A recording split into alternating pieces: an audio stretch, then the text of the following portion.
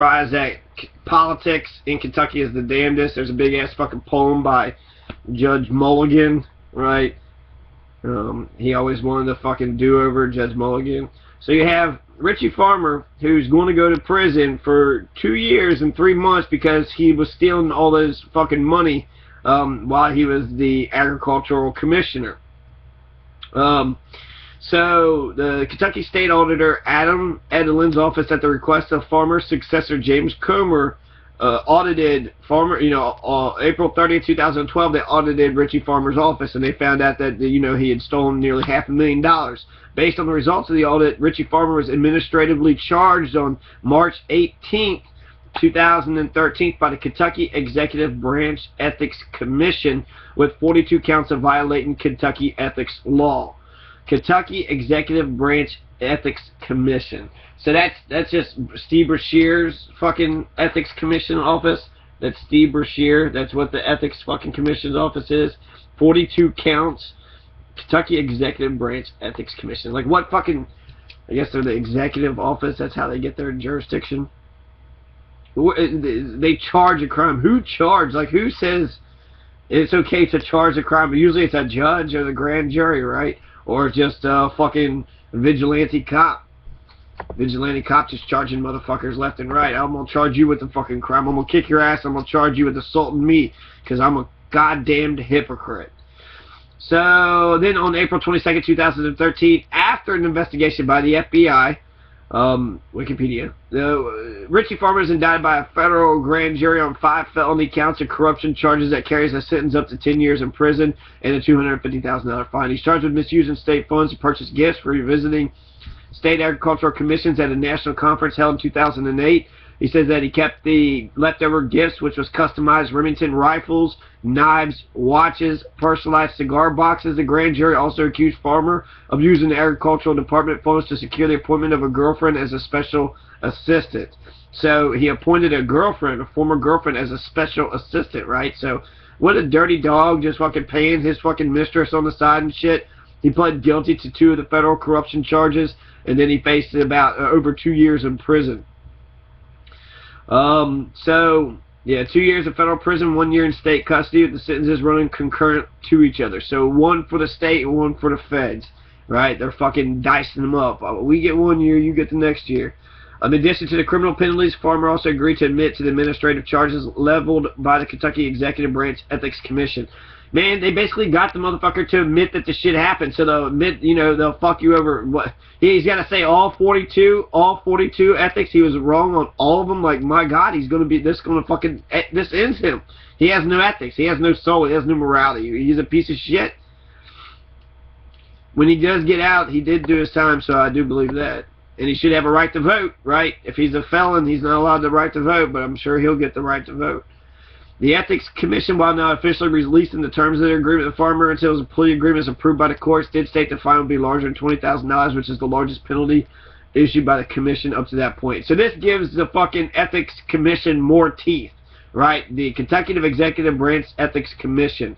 And somehow, no, I thought maybe Stumbo got in there somehow. But, yeah. That happened, right? So there was the whole Richie Farmer ordeal, and that was the FBI. They investigated him, right? And they fucking put charges on him. So there was federal charges and there were state charges against him. The Elmer Fudd bandit was arrested in Kentucky, and he was arrested January 17th. So this shit happened like 2 fucking weeks ago, okay? So out of Clarkson, Kentucky, a fucking poor rural city in... I don't know, by Litchfield, just sort of south of Louisville. A man dubbed the Elmer Fudd bandit, believed to have robbed 4 Chicago area banks and attempted a 5th in 2012, was charged by a federal grand jury indictment on Thursday. So federal grand jury indictment, that's what Kentucky Anonymous is looking at. He's looking for, 23 undisclosed, unknown fucking, grand jurors to indict him, to say, yes, he committed a crime.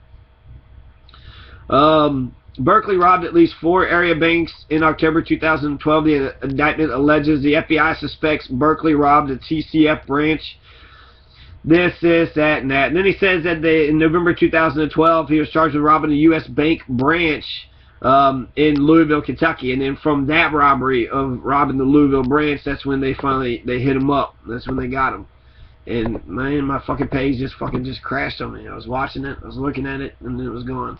But they called him the Elmer Fudd Bandit because he had a flannel jacket, just like Joel Casey was wearing. Joel Casey, the LMPD police officer who goes around beating people up for fun. He had a flannel jacket and he had a little hat on, so it made him look redneckish, and so that's why they got, you know, Elmer Fudd to put on him. There's the two terrorists in Bowling Green who was arrested in Kentucky, and this was recently too. And there's so much shit in fucking Kentucky. There's so much shit that happens in Kentucky. So this is November 21st, 2013. So this is just 2, 3, 4 months ago, right? So again, the FBI, this is them doing something good. Them going after Kentucky Anonymous. They're fucking up with that. That's Columbus influenced. Columbus FBI is trying to fuck with Kentucky fucking freedom fighter, fucking patriots, Kentucky Anonymous, right, Derek Low Stutter, the fucking rapper out of Winchester, Kentucky, out of Clark County, puts Clark County on the map, you know, more so than Clark himself did. Because who the fuck, does any Kentuckian know about George Rogers Clark? Y'all even know how to read? I bet 2 out of 5 of your adults don't even know how to read. So they both were arrested in 2011, about 3 years ago. But there's these two, 32-year-old Wad Ramadan and 25-year-old Mohanad Sharif Hamadi. They were working with the FBI informant when they thought the weapons were going to be sent to Iraq's, you know, insurgents in Iraq. So that could be entrapment, you know. FBI, they always do, like, they get their guy and we say, well, good, they got the fucking bad guys and shit, but what were the methods they did in order to get the fucking bad guy? They're going to sit there and say Kentucky Anonymous, Derek Low Stutter is a criminal because he had maybe, you know, got onto somebody's website without their fucking permission, but he had got the fucking rape videos and shit, and he, you know, put it out there, and that's only alleged, like he's charged with computer crimes, which is a very vague charge, and identity theft. So I guess they're saying that he, pretended to be somebody and then was able to get access and then was able to do something else? That's fucking bullshit. They do the identity fucking theft type of shit all the time, entrapment. They're pretending here in this case, which is good. They caught Al-Qaeda in Bowling Green. They have they got 8 offices in Kentucky, 1 other offices in Bowling Green, and they was in the fucking storage bins was, stockpiling all these big ass weapons these Iraqi refugees were. So they wanted to go back and kill, they wanted to send all those weapons and money back and shit, and they was able to catch them, but the way that they had the way that they had caught them was by skeptical means. And, I'm not saying that I'm not really making a judgment that's right or wrong. I'm just saying that they're fucking hypocrites to go after Kentucky Anonymous, because it's wrong. If it's wrong, invasion of privacy, you're not allowed to break the law in order to, solve the law. Nobody's above the law. You have to go through legal means and legal channels in order to do what is right and what's ethical. Because if you're breaking laws in order to solve the laws, where's the line? Who's to say you're evil and who's to say you're criminal? Who's to say it's okay to, hurt somebody in order to get to the truth? Are you allowed to torture if you can get to the truth? And what if it's a lie? What if you torture and you get a lie and there's people, you know what I mean? So who's there to weigh the that sort of divide? And so by pointing out that Kentucky Anonymous is a criminal, the FBI is pointing the finger right at themselves, and they're saying they're fucking criminal too. Because, how were they able to get to the fucking, these Iraqis? How did they know the Iraqis were sitting there stockpiling all these weapons? Well, they probably wiretapped them, probably got a hold of their messages, and then they were only receiving end. Where are they getting weapons at? I don't know where to fucking get weapons in America. So, the fact that the FBI, are they selling the weapons? Are they putting up a phony fucking, they suspect this motherfucker might be a terrorist, and they say, hey, I got weapons, you want to buy it? And so they, that's entrapment. They're sort of, if there was no FBI, would there have been, these Al-Qaeda terrorists getting all these weapons if they couldn't get the weapons? I mean, how are they getting the fucking weapons, right? So that's is not as a strong case as some of the other ones. I mean, the ones where they just wiretap and they just fucking ramshackle everybody's stuff. Operation Boptrot. I mean, how were they able to get so many people in Operation Boptrot? They was able to get a couple of them and they just assumed all the rest of them would just go down, and man, they fucking whistleblower fucking department, they got a ton of shit. Operation Boptrot was investigation by the United States FBI into corruption among the Kentucky General Assembly, Commonwealth's legislature. So the operation was highly successful, with the investigation culminating in several indictments in 1992. So this is Blandford, Donald Blandford, who is like the main fucking guy, he says, no, I didn't get, House Speaker. So the House Speaker was like really hit up pretty hard. And a combination of Republicans and Democrats, everybody was getting paid off. Operation Boptrot, the biggest fucking thing about Operation Boptrot was the fact that the legislators were accepting so little money. $400, $200, these were the bribes that was being able to buy a fucking legislator, buy their fucking vote, just a couple $100s, right? So it was like, shit, if you just want, there's 100 fucking representatives, if you want the majority, just $200 times 51, come up with $10,000, and then you'd be able to buy the entire legislature, and that's how Operation Boptrot went down. It's called Boptrot because they're investigating the BOP, the Business Organization and Professions Committee, BOP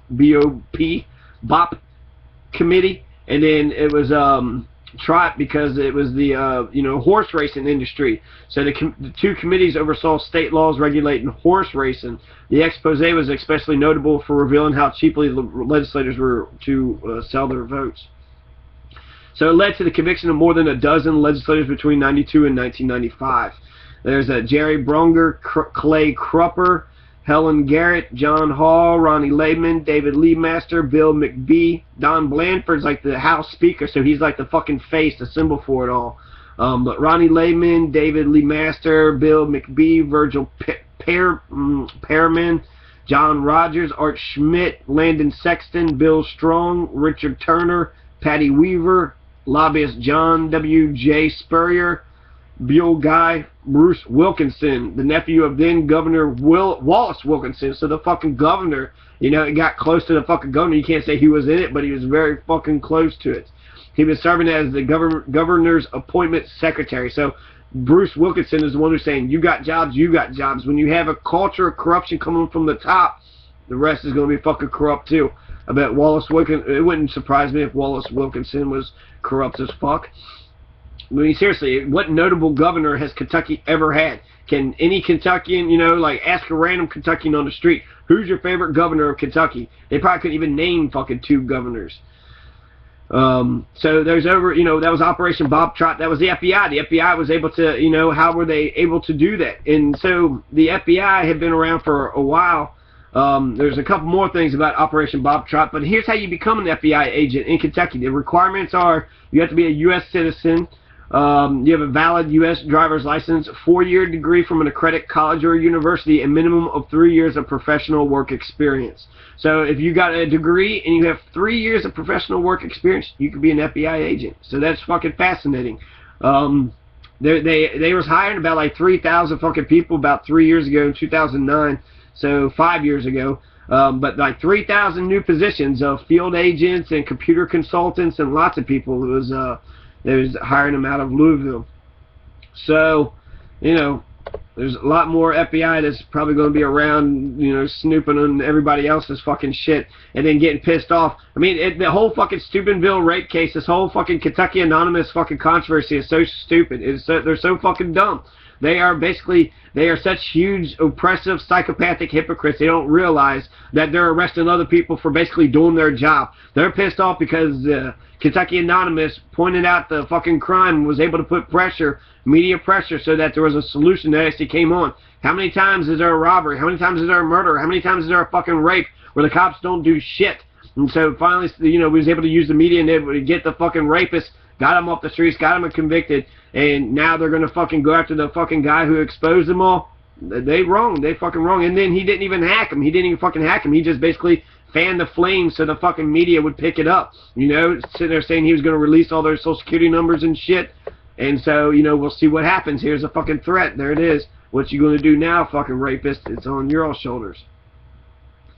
So Operation Boptrot began in 1900. As an undercover investigation of the Kentucky legislature for a year and a half, the FBI was creeping around Frankfort, the state capital, secretly doctoring $20 bills with fluorescent powder and taping lawmakers and lobbyists, and even having surveillance airplanes fly over. So, you're going to get all pissed off because he was able to get on somebody else's website, right, possibly by someone else's account. But see, we got fucking drones that's going over, Frankfort and shit.